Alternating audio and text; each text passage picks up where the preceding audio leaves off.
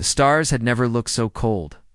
Admiral Park Jin-ho stood at the observation window of the Soul's Pride, watching the distant lights of the Galactic Council blockade. 47 ships hung in the darkness like silver knives, their weapons powered and ready. Behind them, somewhere beyond the jump gate, they now guarded, Earth waited in silence. 60 years.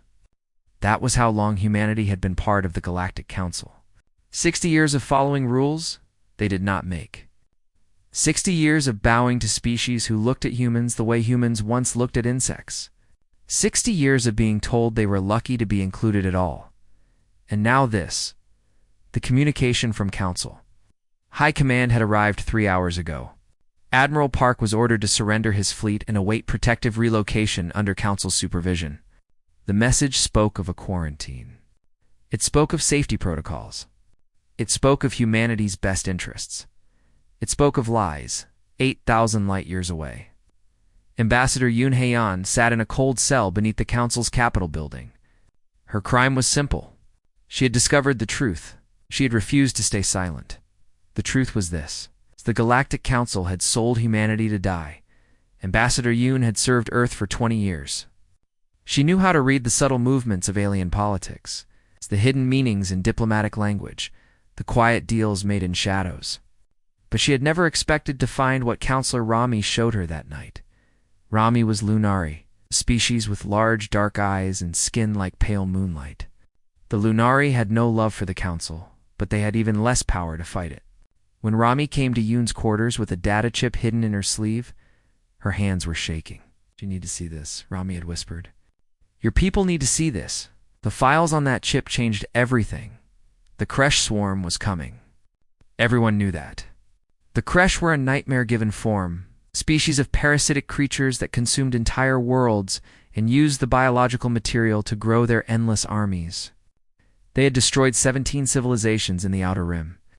Now they were moving inward, toward Council space. The Council's solution was not to fight. Fighting the Kresh was expensive. Fighting the Kresh meant sacrifice. The great species of the Council did not sacrifice. They negotiated. The agreement was simple and horrible. The Kresh would be given Earth and its 12 colony worlds. 4 billion humans. Enough biological material to satisfy the swarm for decades. In exchange, the Kresh would turn away from Council space. The Volari Dominion would keep its perfect cities. The Torith Collective would keep its trading empires. The galaxy would continue as it always had. Humanity would simply cease to exist. Ambassador. Yoon had transmitted the files to Earth before Council security broke down her door. She did not resist when they took her. She did not need to. The truth was already flying across the stars at the speed of light. Now, Admiral Park held that truth in his hands. His communications officer, a young woman named Lieutenant Kong Soyeon, had decoded the transmission herself. When she finished, there were tears on her face. Not tears of fear. Tears of rage. "Sir," she said, her voice steady despite everything, "Earth has received the ambassador's message. Command is responding." Admiral Park nodded slowly. Around him, his bridge crew waited. 50 men and women who had sworn to protect humanity among the stars. 50 men and women who had just learned that the galaxy they served had marked them for death. "Put it through," he said. The main screen flickered. The face of Fleet Admiral Oh Sunwoo appeared broadcasting from Earth's command. She was an older woman with gray hair cut short and eyes like winter ice. Behind her, Admiral Park could see movement, officers running, screens flashing with data. "Admiral Park," she said, "you have seen the files." "I have. The Council expects us to die quietly. They expect us to accept our fate like good little primitives." A thin smile crossed her face. "They have made a terrible mistake." Admiral Park felt something stir in his chest. It was not fear. It was not despair. It was something older and darker, something that had kept humanity alive through ice ages and plagues and wars that should have destroyed them. "What are your orders?" he asked. "Hold your position. Do not engage the blockade." "Not yet." Fleet Admiral O leaned forward. "In 6 hours you will receive a second transmission. When you do, you will understand everything. Until then, Admiral, keep your people ready." The screen went dark. 6 hours. Admiral Park turned back to the observation window. The Council ships hung there, confident in their power. Certain that the primitive humans would do as they were told. They had no idea what was coming. Across human space, the message spread. It passed through military channels and civilian networks. It reached soldiers and farmers, scientists and children. 4 billion people learned in a single night that the galaxy had decided they should die, and 4 billion people made the same choice. On Earth, General Cho Yuna activated protocols that had been dormant for 60 years. Deep beneath the mountains, hidden facilities came to life. Factories that officially did not exist began to hum with power. Ships that had never appeared on any registry prepared to launch, in laboratories scattered across 12 worlds. Scientists like Dr. Baek Soo-jin unlocked sealed vaults and pulled out weapons that the Council had never dreamed of. Weapons designed in secret. Weapons built with one purpose: to ensure that humanity would never be helpless again. The Council believed they knew everything about Earth. They had watched humanity for 60 years. They had counted every ship, measured every weapon, calculated every possible threat. They had seen only what humanity wanted them to see. 6 hours later, Admiral Park Jin-ho received the second transmission. It was not orders. It was not strategy. It was a single message, broadcast openly across all frequencies, meant for every ear in the galaxy to hear. Lieutenant Kang read it aloud, her voice ringing across the bridge. "The Republic of Earth formally withdraws from the Galactic Council. Any vessel that does not withdraw from human space within 6 hours will be considered hostile. This is not a warning. This is a declaration of war." Admiral Park Jin-ho smiled. It was not a kind smile. Behind the Council blockade, jump gates began to flicker with incoming traffic. Ships appeared from nowhere, ships that should not exist, ships that the Council had never seen. 100, 200, 300 vessels, merging from the darkness like ghosts. The Council commander sent a frantic message to his fleet. "All ships, defensive positions. We are under attack." He was right, but he was also 60 years too late. The war for humanity's survival had begun, and the galaxy was about to learn a lesson it would never forget. Humans did not die quietly. Humans did not accept their fate. When pushed to the edge of extinction, humans pushed back, and they pushed back hard. The Battle of Gate 7 lasted 40 minutes. When it ended, not a single Council ship remained. Warlord Vorin of the Valari Dominion stared at the battle reports in disbelief. His pale blue skin had gone almost white. His 4 eyes blinked rapidly as he read the numbers again and again, hoping they would change. They did not change. "This is impossible," he whispered. "The humans had 70 ships. We counted them. We watched them for 60 years. His aide, a younger Valari named Torek, stood nearby with his head bowed. "It appears, Warlord, that we did not see everything." Vorin slammed his fist against the display table. The holographic image of the battle flickered and died. "Get me the Council. Now." Across the galaxy, similar scenes played out. The Torith Collective received word that their blockade fleet had been destroyed. The smaller Council species watched their screens with growing horror. In the space of 1 hour, everything they believed about humanity had been proven wrong. Admiral Park Jin-ho stood on the bridge of the Soul's Pride. Watching the wreckage of Council ships drift past his window, his fleet had not lost a single vessel. The Council commanders had been so confident, so certain of their power, that they never saw the trap closing around them. "Tain Kang," Soin reported. "We are receiving transmissions from Earth Command. Fleet Admiral O sends her congratulations. She also sends new orders." "Let me guess," Admiral Park said quietly. "We're not done yet." "No, sir." "We're just getting started." 100 light-years away, the Kresh swarm reached the outer colonies of human space. They came in a living tide, millions of creatures packed into organic ships that pulsed like beating hearts. The swarm had consumed 17 civilizations. They expected humanity to be the 18th. The first planet they reached was called New Busan, according to council records. It was home to 2 million humans. The Kresh descended on it like locusts, ready to feast. They found nothing. The cities were empty. The farms were abandoned. Every man, woman, and child had vanished, evacuated weeks ago through routes the council never knew existed. But the Kresh did not find empty buildings. They found something much worse. Deep beneath the surface of New Busan, automated systems detected the Kresh landing. Computers that had waited in silence for 60 years woke up and began their work.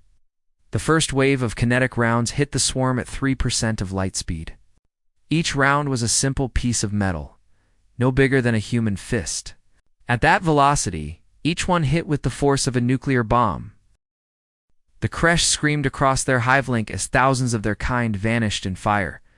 They tried to retreat to pull back into space, but the gravity mines were already active. Their organic ships could not escape. They were trapped in a killing field designed by human minds that had spent 6 decades planning for this moment. Dr. Beek Sujin watched the battle from a secure facility, deep inside an asteroid. She was a small woman, with tired eyes and gray streaks in her black hair. She had given her entire adult life to Project Hammerstrike. 40 years of work, hidden in the dark spaces between stars, building weapons that she prayed would never be needed. Now they were needed, and they worked. Kresh losses at 32%, her assistant, engineer Nam Do-yan, reported. He was young, barely 30, but his hands were steady as he monitored the data streams. They're trying to adapt their formation. Should we adjust? Dr. Beek shook her head. No, let them adapt. Let them think they're learning. She pulled up a new display. Then activate the secondary platforms. The Kresh swarm had survived for millions of years by adapting. When one attack pattern failed, they created new defenses. When one weapon hurt them, they grew resistant to it. They were, in their own terrible way, perfect, but humans had studied them for 60 years. Every adaptation was predicted. Every defense was countered. The Kresh tried to learn, and each time they learned, a new weapon was waiting for them. By the time the swarm retreated from human space, they had lost 40% of their vanguard force. It was the worst defeat in their species' history, and it was only the beginning. On Earth, General Choyuna addressed her soldiers. Millions of men and women stood in formation across the planet, called up through the sleeper protocol. They were teachers and farmers, doctors and factory workers. They had lived their whole lives as civilians, knowing that one day the call might come. Now it had come. "Know why we are here?" General Cho said. Her voice was calm, steady, carrying across every base and training ground through linked broadcasts. "You know what the council tried to do? They thought we were weak. They thought we were primitive. They thought they could sell us like animals to the slaughter." She paused, letting the words sink in. They were wrong. For 60 years, we prepared in secret. For 60 years, we built and trained and waited. We hoped this day would never come, but we knew it might. And now that it has, we will show the galaxy exactly what humanity is capable of. Director Song Yoonbi watched the speech from her office in Earth Intelligence Service headquarters. She was already planning the next phase. The military battle was important, but it was only half the war. The other half was fought with information. "Get me the files on council prison facilities," she ordered her team. "Every human citizen they're holding. Every other species they've wronged. We're going to start making friends." Her team worked through the night. By morning, they had identified 23 facilities holding human prisoners. They had also found something else. Records of species the council had exploited, betrayed, and abandoned over centuries of rule.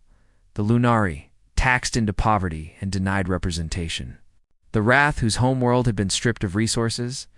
The Kellen, whose population had been used as slave labor in Villari mines. Dozens of species with reasons to hate the council, kept silent only by fear. That fear was about to end. The first rescue mission launched 3 days after the Battle of Gate 7. A small team of human special forces, led by Captain Shin Tae-yeon, dropped out of FTL near a council prison station. The station held 40 human prisoners, including Ambassador Yoon Hae-on. The council guards never saw them coming. Captain Shin's team moved like shadows, disabling security systems and neutralizing guards without killing anyone. The message was clear. Humans could reach anywhere, strike anyone, and disappear before the enemy knew what had happened. Ambassador went out of her cell to find Captain Shin waiting for her. He was a tall man with a scar across his jaw and eyes that had seen too much death. "Ambassador," he said simply, "your people need you." Yoon looked at the unconscious guards, the disabled security systems, the smoking wreckage of what had been an impenetrable prison. A small smile crossed her face. "I see things have changed while I was away. You have no idea." Captain Shin handed her a datapad. "We're not just fighting back, Ambassador. We're winning. And when this is over, we're going to need someone to build the peace." Yoon took the datapad. On its screen was a galaxy map showing council space, human space, and the movements of fleets and armies. 60 years of fear and submission were ending. A new chapter was beginning. She looked up at Captain Shin. "Then let's get to work." Outside the prison station, human ships waited in the darkness. They had come to rescue their own.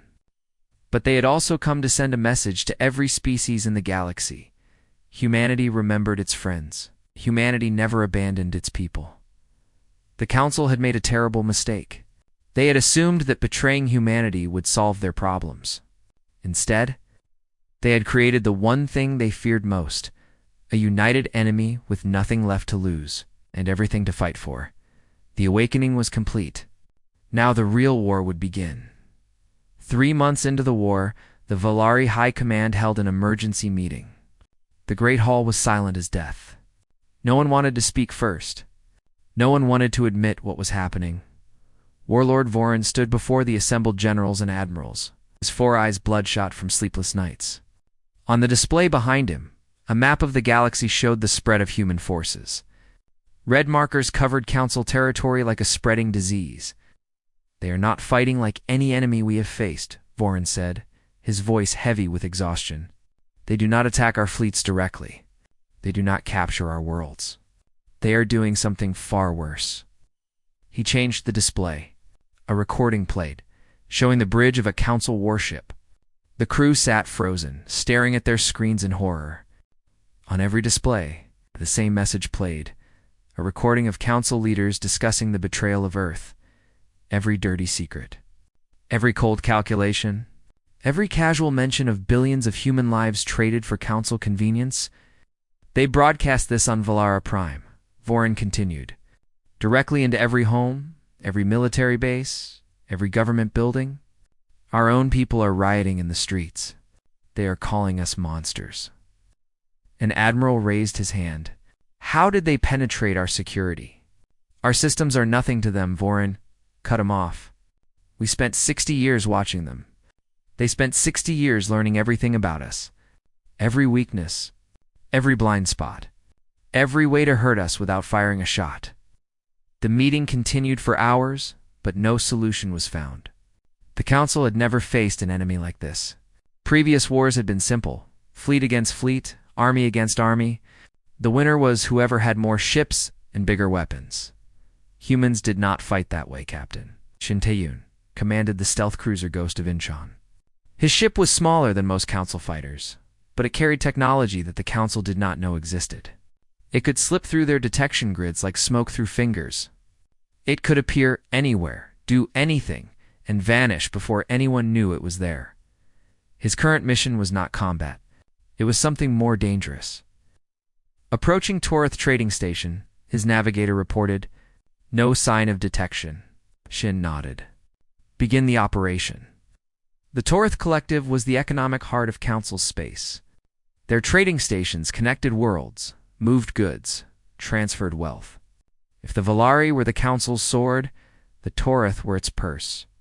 The Ghost of Incheon did not attack the station.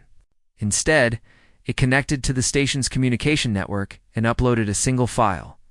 Within minutes, every trader, merchant, and businessman on the station received the same message: a complete list of Torith Collective bribes, stolen goods, and illegal deals stretching back 100 years. The economic chaos was immediate. Partners turned on each other. Contracts were canceled. Trust, the foundation of all trade, collapsed overnight. Shin watched the confusion spread across the station and felt nothing but cold satisfaction. Move to the next target. On the other side of Council Space, Sergeant Bei Minji led her Marines through the corridors of a Velari military station. They moved in perfect silence, their black armor absorbing light like holes in reality. Behind them, unconscious guards lay in neat rows, sedated but unharmed.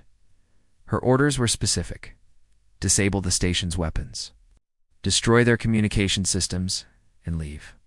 Do not kill anyone unless absolutely necessary. It seemed strange at first. War meant killing. Every soldier knew that. But Minji had come to understand the strategy. Dead enemies were forgotten. Living enemies talked. Living enemies spread fear. Living enemies told stories about the ghosts in black armor who could appear anywhere and defeat any defense without shedding a drop of blood. The stories were spreading across Council Space. Soldiers were starting to surrender before fights even began. Fear was a weapon, and humanity was using it with terrible skill. Station secured, Minji reported through her comm. Moving to extraction. Understood, came the reply. Good work, Sergeant. The Admiral sends his regards. Admiral Park Jin-ho was no longer defending human space. He was hunting. The Torah Third Fleet was the pride of the collective, 200 ships commanded by Admiral Greth himself. When human forces appeared to retreat from the Torth border, Greth saw his chance for glory. He ordered his fleet to pursue. They chased the humans for 2 days, deeper and deeper into what they thought was empty space. Greth imagined the medals he would receive, the praise from the council, the shame of the humans who had dared to challenge their betters. He was still imagining these things. When his navigation officer turned pale, Admiral, we have a problem. The system they had entered was not empty. It was rigged. Gravitational disruptors hidden in asteroid fields activated, creating a web of twisted space that made FTL travel impossible. The Torth fleet was trapped, and waiting for them, positioned at every exit point, was Admiral Park's real fleet. Not the small force they had been chasing. The full strength of humanity's third battle group. 300 ships with weapons locked and ready. Admiral Park's face appeared on every screen in the Torth fleet. Admiral Greth, he said calmly, you are surrounded. Your FTL is disabled. You cannot escape, and you cannot win. I offer you one chance to surrender. Take it. Greth stared at the display showing human ships surrounding his fleet. His proud armada was caught like fish in a net. He had 2 choices: surrender and live, or fight and die. He chose to live. The surrender of the Torah Third Fleet was broadcast across the galaxy. 200 ships captured without a single shot fired. It was the largest naval surrender in Council history. But humanity was not finished. Dr. Beek Soo-jin had spent years studying the Kresh. She understood their biology better than anyone alive. She knew how their hive link worked, how they communicated, how they shared genetic information across their entire species. She had used that knowledge to create a weapon. The biological agent was elegant in its simplicity. It spread through the Kresh hive link, passing from creature to creature through their mental connection. It did not kill quickly. It was designed to spread first, to infect as many Kresh as possible before symptoms appeared. When the symptoms finally came, Swarm began to die. Kresh warriors collapsed in the middle of battles. Kresh ships lost control as their organic systems failed. The Swarm, which had never known disease, had no immunity, no defense, no way to stop the spread. Within weeks, the Kresh threat was broken. The great swarm that had destroyed 17 civilizations was reduced to a fraction of its former strength. Fleeing toward the galactic rim in desperate search of survival, Chancellor Mech of the Torth Collective demanded an emergency council session. The great hall that had once hosted triumphant celebrations now felt like a tomb. The seats that had been filled with confident leaders now held broken men and women, watching their power crumble. We must negotiate, Mech said, his voice shaking. We must find terms. The humans are destroying us without even trying. Warlord Vorin laughed bitterly. Negotiate? With what? They have our fleets. They have our secrets. They have turned our own people against us. We have nothing left to offer. The doors to the Great Hall opened. Ambassador Yunheon walked in, escorted by human guards. She wore the same diplomatic robes she had worn when they imprisoned her. Her face was calm, but her eyes held a fire that made even Vorin look away. The council has requested my presence, she said. I am here. What do you want? Mech stepped forward eagerly. Ambassador, please. We can discuss terms. We can find a solution that benefits everyone. The council is prepared to. Yoon raised her hand, cutting him off. The council is prepared to beg for mercy now that you are losing. Where was this willingness to negotiate when you sold 4 billion people to the creche? Where was this desire for peace when you tried to feed my children to monsters? Silence filled the hall. Humanity does not negotiate with the council, Yoon continued. Not anymore. We do not trust you. We do not respect you. We certainly do not fear you. She turned to leave, then paused at the door. When you are ready to surrender unconditionally, you will speak with Admiral Park. Until then, this war continues. She walked out. The doors closed behind her. And in the great hall of the Galactic Council, the most powerful beings in the galaxy sat in silence. Realizing for the first time that they had made an enemy they could not defeat, the reckoning had come. And it was far from over. 8 months after the war began, the Valari Dominion started to break apart. It began with whispers.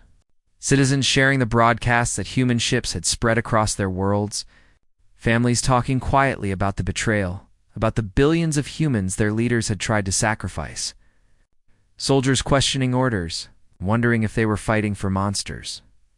Then the whispers became shouts. 3 of the 7 core worlds of the Valari Dominion declared independence on the same day. Their governors appeared on unified broadcasts, announcing that they would no longer follow Warlord Vorin or support the council. They were joining humanity. Fleet Admiral Osanwu received their ambassadors personally. She was an older woman now, her hair fully gray, her face lined with the weight of command. But her eyes remained sharp, and her mind remained sharper. You understand, she told the Valari ambassadors, that we will not trust you immediately. Your species tried to kill us all. The lead ambassador, a female Valari named Kiris, bowed her head. We understand, Fleet Admiral. We ask only for the chance to prove ourselves. Many of my people did not know what our leaders planned. Many of us are ashamed. Shame is a start, O replied. Actions will follow. For now, you may withdraw your forces from Council space. Any ship that attacks human vessels or our allies will be destroyed. Otherwise, we will leave you in peace. It was more than the Valari rebels had hoped for. It was more than they deserved. But humanity was not fighting this war for revenge. They were fighting it for survival and for something greater across the galaxy. Other species watched and learned. COUNCILOR, Urin of the Lunari, had waited her entire life for this moment. Her people had suffered under council rule for 300 years. They had been taxed into poverty, denied weapons, forbidden from building ships larger than cargo freighters. They had been kept weak and afraid. No more. The weapons had arrived in secret, smuggled through hidden routes by human traders who asked for nothing in return. Pulse rifles, explosive charges, communication jammers. Everything the Lunari needed to fight back. The Council fleet at Station 12 has been destroyed, her aide reported. Human forces attacked from the rear, while our fighters hit from the front. The garrison is surrendering. Urin closed her large, dark eyes. For a moment, she allowed herself to feel something she had not felt in years. Hope. Send word to the human commander, she said. Tell them the Lunari remember who helped us when no one else would. Tell them they have allies for life. The Wrath conglomerate made their choice 3 days later. They were traders, not warriors, but they controlled shipping routes that crossed half the galaxy. When they announced open support for humanity, Council supply lines collapsed overnight. We helped the humans because they helped us, the Wrath Trade Master explained in his public statement. When our merchant convoys were attacked by Kresh remnants, human warships protected us. They asked for nothing. They simply did what was right. The Council has never done what was right. They have only done what was profitable. The words spread across 1,000 worlds. Species who had feared the Council for generations began to see another path. Not submission, not fear. Something better. Major Lee Da studied the orbital maps of Torith Prime. The planet rotated slowly below her dropship, surface covered with the endless cities of the collective. Somewhere down there, Chancellor Mech sat in his palace, still believing he could negotiate his way out of this war. He was wrong. All teams ready, her sergeant reported. We drop in 5 minutes. Dodd checked her weapons one final time. The mission was precise. Land in the capital. Broadcast Chancellor Mech's private communications showing his role in the betrayal. And extract before Torith forces could respond. No killing unless necessary. No civilian casualties. Just truth delivered directly to the Torath people. Remember your training, she told her soldiers. We are not here to destroy. We are here to expose. Let the Chancellor's own words condemn him. The drop was perfect. Da's shock troops fell from the sky like black rain, their gravity packs slowing them just enough to survive landing. They hit the ground running, already moving toward their objectives. Torith security never saw them coming. Within 20 minutes, every screen in the capital displayed Chancellor Mech's face, his voice playing recordings that he thought had been deleted years ago. The humans are useful only as payment to the Kresh. Their deaths buy us time. Their suffering buys us peace. They are animals, and animals exist to be sacrificed for the greater good. The words echoed through Torith cities. Citizens stopped in the streets, staring at the screens. Soldiers lowered their weapons, listening to their leader admit what they had suspected but never wanted to believe. Die, and her team extracted without firing a shot. Behind them, the Torath capital erupted in chaos. By morning, Chancellor Mech had been arrested by his own guards. The Torith collective was finished.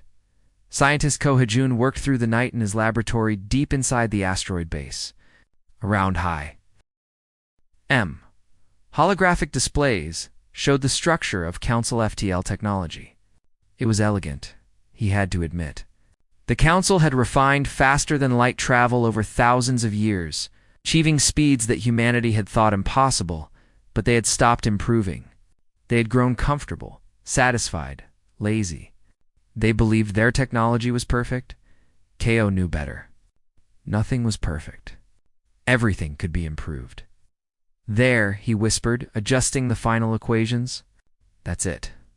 His assistant, a young woman named Park Jian, looked over his shoulder. You've done it? You've actually cracked their FTL?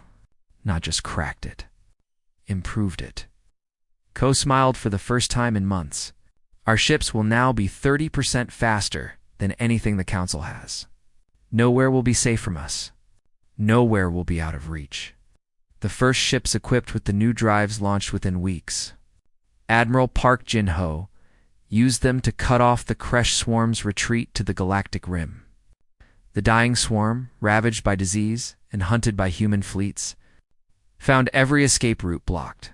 For the first time in their species' history, the Kresh broadcast a surrender request. Admiral Park received the message personally. The Kresh did not use words like other species. They communicated through images, emotions, raw biological data. But the meaning was clear. They were beaten. They wanted it to stop. He thought about the 17 civilizations the Kresh had consumed. He thought about the billions of lives they had taken. He thought about what they would have done to Earth if the Council's betrayal had succeeded. Then he thought about what kind of species humanity wanted to be. Tell them, he said slowly, that we accept their surrender. They will withdraw to designated space. They will never threaten another world again. In exchange, we will allow them to survive. His officers stared at him. Sir, after everything they've done? After everything they've done, Park agreed. We could destroy them. We could wipe them out completely, and then we would be no better than they are. No better than the Council. He shook his head. We will be better. That is the whole point. Fleet Admiral Osunwu stood before a galactic broadcast, her image transmitted to every world that still had working receivers. Behind her, holographic displays showed human fleets converging on the Council's capital world. The war was almost over. Everyone knew it. You thought we were weak, she said, her voice calm and cold. You thought we were primitive? You thought you could sacrifice us to save yourselves. You were wrong about all of it. She paused, letting her words sink in across 1,000 worlds. This war ends when the Council no longer exists. Not before. If you want peace, you know what you must do. Humanity is waiting. Across the galaxy, species who had once feared the Council now feared something else entirely. Not human weapons. Not human fleets. Something worse. Human determination. The Council had awakened something ancient and terrible. They had pushed humanity to the edge of extinction and learned too late. That humans did not break under pressure, they became something harder. The final battle was approaching, and the galaxy would never be the same. 14 months after the war began, human fleets surrounded Valara Prime. The capital world of the Galactic Council hung in space like a jewel, its surface covered with towers of crystal and gardens of engineered beauty. For 10,000 years, it had been the center of galactic civilization. Now it was surrounded by ships that had not existed 2 years ago.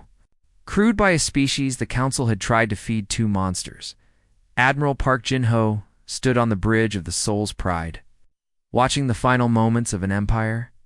Around him, his officers worked in disciplined silence. They had fought across half a galaxy to reach this moment.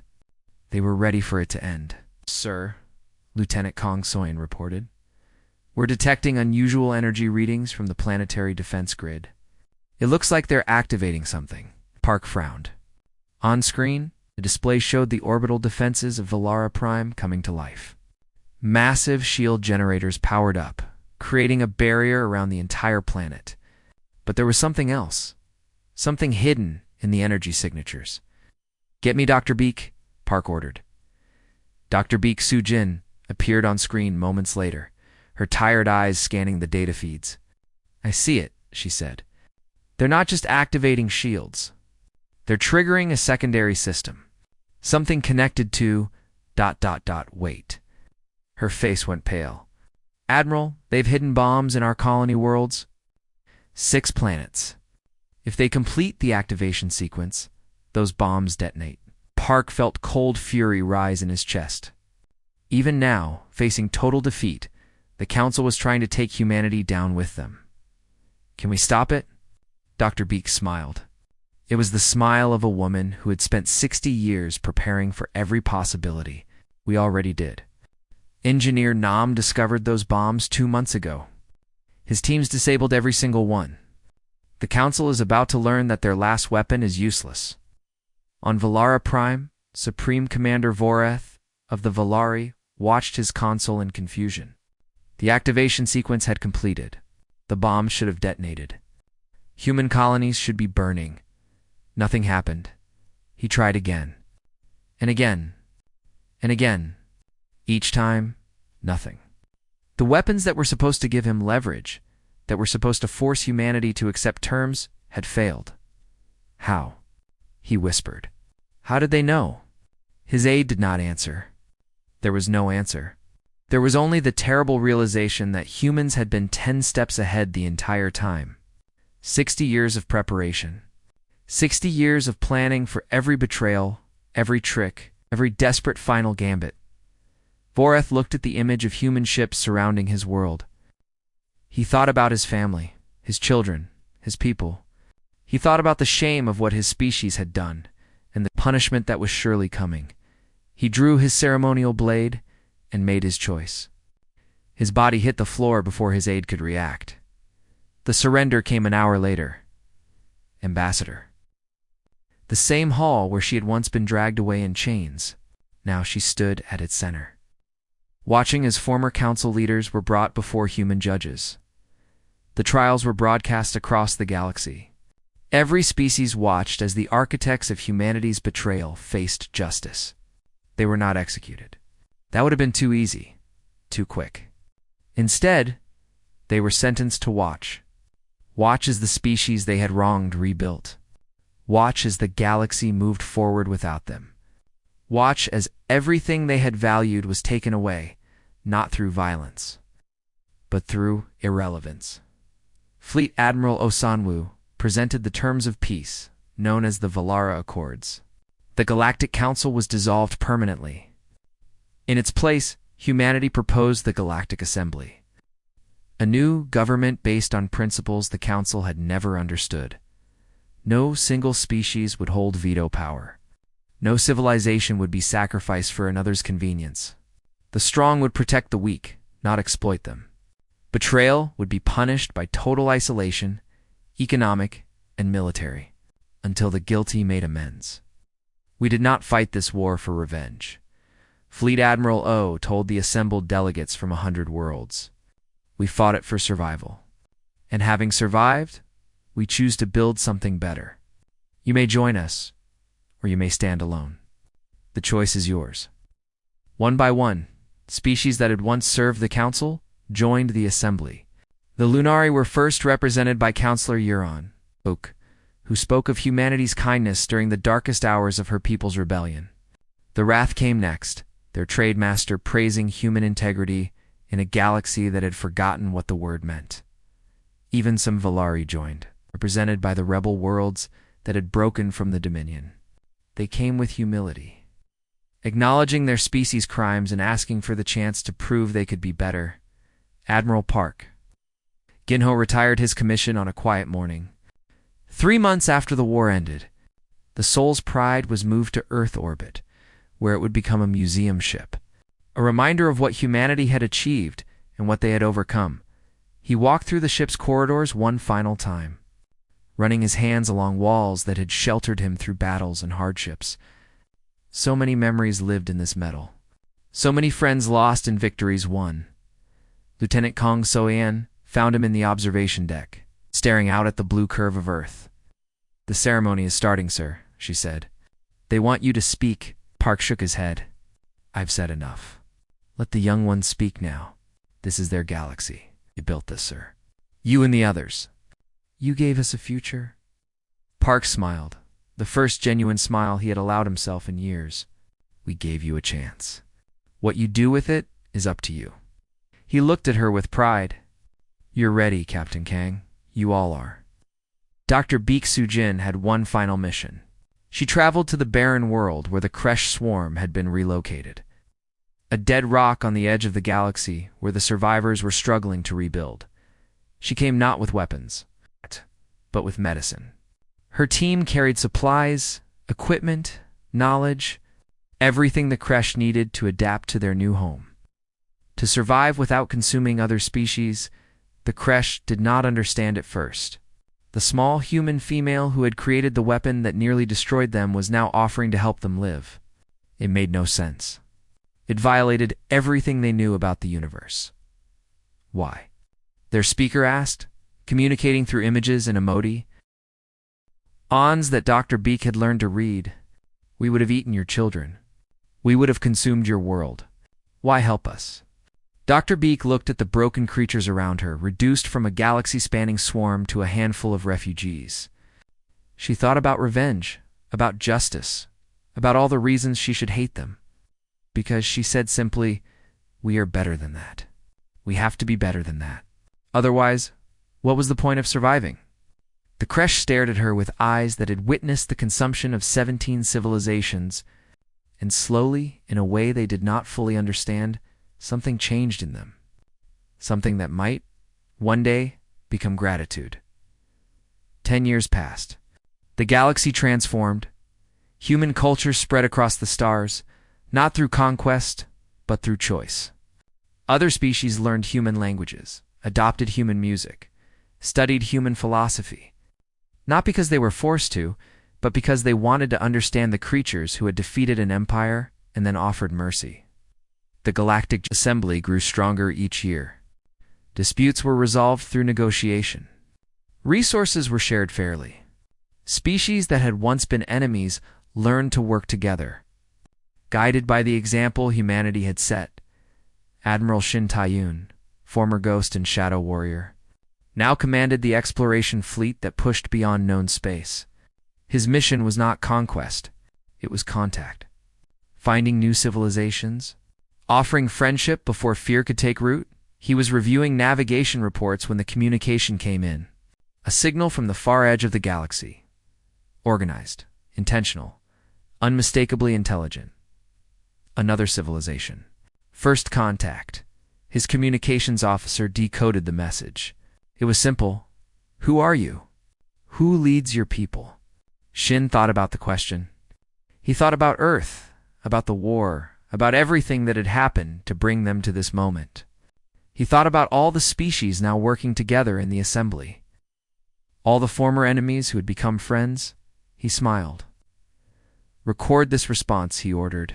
Transmit on all frequencies. He leaned forward and spoke clearly, knowing his words would travel across light years to reach whoever was listening. We are the Galactic Assembly. Humanity speaks for us today, but we speak for many species. No one leads us alone. We work together. We protect each other. He paused, choosing his next words carefully. We were once betrayed by those we trusted. We fought a war for survival. We won, and we chose to build something better instead of taking revenge. He let that sink in, imagining alien minds processing his words, trying to understand. If you come in peace, you will find friends. If you come in war, you will find the entire galaxy standing against you.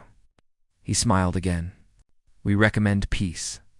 You will like us better as friends. He ended the transmission and sat back.